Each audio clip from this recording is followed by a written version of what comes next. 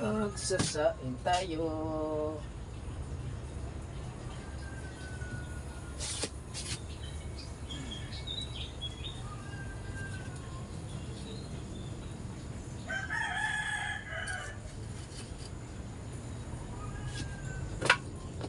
At ang ating ulam ngayon ay tuyo. Yes, mga idol, tuyo. Ayan. Yan. Yan ang pang ano natin ngayon umagahan. Yes.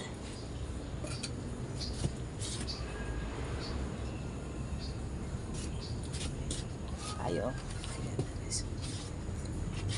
Tayo, babalikan ko na lang yan.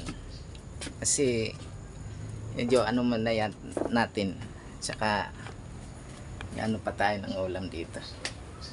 Initin na lang ako dito na ano, gulay. Yan. Okay, sorry. Yan.